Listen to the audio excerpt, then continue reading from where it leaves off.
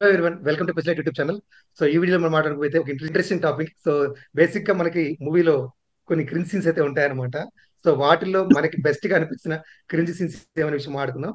నాకైతే సరిలేరు నీకెవరులో ఈ train episode ఉంది కదా. ఆ ట్రైన్ ఎపిసోడ్ లో మహేష్ బాబు చేసిన క్యారెక్టరైజేషన్ ఏదైతే ఉందో, ఆ లుంగి కట్టేసుకొని అక్కడ వాళ్ళ దగ్గర అక్కడ కొంచెం ఓవర్ పర్ఫార్మ్డ్ గా నాకు నాకు నచ్చలేదు అనమాట. అది నాకు చాలా క్రింజ్ గా అనిపించింది. ఆ బ్యాచ్ ఎవర్ లేడీస్ అంతా. బిఫోర్ ఎవర్ ఆఫ్టర్ అట్లా ఇవన్నీ ఇవి అంటాడు కదా. సో అది మహేష్ బాబు దగ్గర చెప్పించడము, అదంతా నాకు అసలు చాలా క్రింజ్ గా అనిపించింది. చాలా అసలు నాకు అని బాగా అనిపించలేదు అనమాట. నాకు అది one of my cringe scenes అనేసి నేను అనుకుంటున్నాను.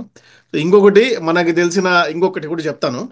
మన సంపూర్ణేష్ బాబు అవి అవి అట్టిపండుతో పొడవడం, ఆ ప్లాస్టిక్ ప్లాస్టిక్ గుండెత్తి ఆపరేషన్ థియేటర్ లో పెట్టడం. సో ఇలాంటివన్నీ కూడా కొంచెం కొంచెం క్రింజ్ గా అనిపించాయి నాకు. సో యాక్చువల్లీ క్రింజ్ సీన్ కాదు, ఈ సినిమా అంతా క్రింజ్ సీన్సే. బట్ స్టిల్ నాకైతే సినిమా బాగా నచ్చింది పర్సనల్ గా. సో అదే ఇందాక గిరీష్ చెప్పినట్టు సంపూర్ణేష్ బాబు యాక్ట్ చేసిన హృదయ కాలేయం. సో దీంట్లో చాలా క్రింజ్ సీన్స్ ఉన్నా కూడా నాకు బెస్ట్ అనిపించే క్రింజ్ సీన్ ఏమంటే హీరోయిన్కి ఒళ్ళు బాలేకుండా అయిపోతుంది అనమాట. సో అడిగితే తను ఎక్కువ రోజులు బతకదు. ఎలా బతికించగలను డాక్టర్ అంటే ఒక గుండె, కృత్రిమ గుండె తయారు చేయాలి, కృత్రిమ గుండె తయారు చేస్తేనే బతుకుతుంది అంటారు అనమాట. సో అప్పుడు హీరో వెళ్ళి ఒక అట్ట పెట్టడం కార్డ్బోర్డ్ తో బేసిక్ గా ఒక గుండెలాగా తయారు చేస్తాడు అనమాట, ఒక బొమ్మలాగా. సో దాన్ని చేయడమే ఒక క్రింజ్ అంటే, దాన్ని ఎత్తుకుని వచ్చి పరిగెత్తుకుంటూ వెళ్తా ఉంటే దారిలో విలన్స్ అంతా అటాక్ చేస్తారు. అటాక్ చేసిన గొడ్డంతా నరికితే చేతిలో ఉన్న హార్ట్ ఎత్తుకుని వెళ్ళి ఆ హీరోయిన్ కి ఓపెన్ చేసి పెట్టింటే గుండె అట్లా బెడ్ వెళ్ళి మీద ఆ గుండె పడడం హైలైట్. అంటే గుండె పడిన తర్వాత సీరియల్ లైట్లు లైట్లు వెళ్తాయి వెలుగుతాయి. అనమాట. సీరియల్ లైట్ వెలగడం అంటే ఆమె బతికిందని అర్థం. సూది దారం ఎత్తుకుంటాడు. సూది దారం అంటే జనపురి ఎత్తుకుని కొడతారనమాట. సో ఇదైతే నాకు పులికొత్త అనిపించిన బెస్ట్ దబ్బ Sye Raa Jairam Narasimha Reddy. Narasimha Reddy. Narasimha Reddy. Trailer Narasimha Reddy. Okay okay okay. Characters ఎందుకు పెట్టారని తెలియలేదు. అండ్ మోర్ ఆన్ ఏంటి అంటే నాకు అది బాహుబలిలా తీసుకెళ్తున్నారేమో అనిపించింది. విజయ్ సేతుపతి ఉన్నాడు, అమితాబ్ బచ్చన్ ఉన్నాడు, తమన్నా ఉంది, కానీ ఎందుకున్నారు అనేది ఎక్కడ కూడా రివీల్ చేయలేదు. చిరంజీవి అండ్ కంటే మోర్ ఆన్ వయసులో చెప్ప 20 సంవత్సరాల చిన్నోళ్ళని కూడా అక్కయ్య అన్నయ్య అని పిలుస్తుంటాడు చిరంజీవి.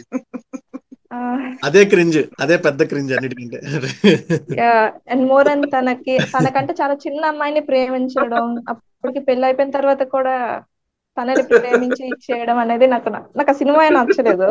యాక్చువల్లీ నాకు క్రింజ్ అనే దానికన్నా ఈ సీన్ ఉండకూడదు, ఎందుకు ఉందబ్బా సినిమాలో అంటే ఆ లొకేషన్ రాంగ్ అనిపించింది నాకు. లొకేషన్ మీన్స్ లెజెండ్ లో బాలకృష్ణ వాళ్ళ చెల్లెలు సీతారా ఉంటుంది కదా, ఆ అమ్మాయి ప్రెగ్నెంట్ గా ఉన్నప్పుడు ఆ బేబీని చంపేయమని ఒక సీన్ ఉంటుంది.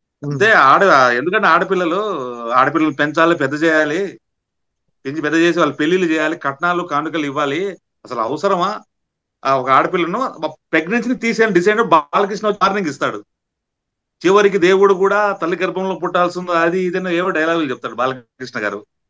సీన్ కరెక్టే, కానీ ఆ బాలకృష్ణ ఫ్యామిలీతో కాకుండా వేరే విలేజ్ క్యారెక్టర్స్ చెప్పించింటే బాగుండేది. అది ఎందుకంటే బాలకృష్ణ అప్పటికే వాళ్ళ ఆ ఫ్యామిలీ బాగా 1000 కోట్ల ఆస్తిపరులు. ఆ సినిమాలో చూపించిన ప్రకారం 1000 కోట్ల ఆస్తిపరులు, కనీసము 100 కోట్ల ఆస్తున్న ఇంట్లో చెల్లెల్ని ఇచ్చింటారు కదా. 100 కోట్ల ఆస్తు ఇంట్లో చెల్లెల్ని ఇచ్చి అక్కడ కూడా కట్నం గురించి మాట్లాడే సందర్భం వస్తుందా? లాజికల్ గా ఆలోచిస్తే కట్నం గురించి మాట్లాడాల్సిన అవసరం లేదు. పెంచాలి, పెద్ద చేయాలన్నది కాదు. అదే ఒక వాళ్ళ ఇంట్లో పనిచేసే, బాలకృష్ణ ఇంట్లో పనిచేసే ఒక పాలేరు ఇంట్లో సీన్ జరుగుతుంటే అది బాలకృష్ణ వరకు న్యూస్ వస్తే బాలకృష్ణ వెళ్ళి అక్కడ వార్నింగ్ ఇస్తే బాగుండేది కదా. సీన్ అదే ఎమోషన్ అదే. బట్ ఇంకొకరి ఫ్యామిలీలో బాలకృష్ణ వెళ్ళి ప్రజల్లో ఒకడే ఆ డైలాగులు చెప్పించుంటే బాగుండేది అనిపించింది. This is my opinion. ఈ సీన్ ఆల్రెడీ ఉందన్న, మీరు అడిగిన రిక్వైర్మెంట్ ఉంది. మా సంపూర్ణేష్ బాబు సినిమాలో కొబ్బరి మట్ట ఉందన్నమాట. ఆ కొబ్బరి మట్టలో మీరు అడిగిన రిక్వైర్మెంట్ ఉంది. సేమ్ ఇలాంటిదే వేరే ఒక ఆడవాళ్ళకి జరిగిన అన్యాయాన్ని నిరుచేకెళ్ళి సేమ్ డైలాగ్ ప్యారడీలో వస్తుంది అనమాట. ఓహో, సో రాకుల్ స్మార్ట్ సినిమాలో ఆ, ఒక సీన్ ఉంటదన్న. రామ్ కి మైండ్ ఒకసారి డైవర్ట్ అయినప్పుడు ప్రగతి గారు ఆ మెకానిక్ షాప్ లో నుంచి అక్కడ కూర్చో ఉంటారు.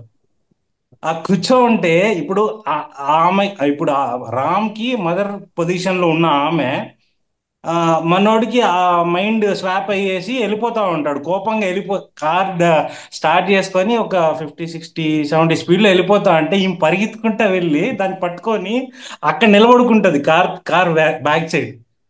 అసలు అది అంటే అంత పెద్ద డైరెక్టర్ నాకు అంటే బేసికల్గా ఇష్టం కదన్న.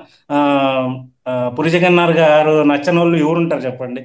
ఆయన మేకింగ్ ఆఫ్ స్టైల్, అంత పెద్ద డైరెక్టర్ అలా చేయడం నాకు అది ఆ సీన్ అంతే ఆలోచించలేదా అనిపించింది. సో ఇది గైస్ మాకైతే అనిపించిన బెస్ట్ క్రింజి సీన్స్ యాక్చువల్ TFI లో. సో మీకు ఏదైతే అనిపించిన విషయం మాకు కమెంట్స్ తెలియజేయండి. Thanks for watching picture, keep watching. Thank you.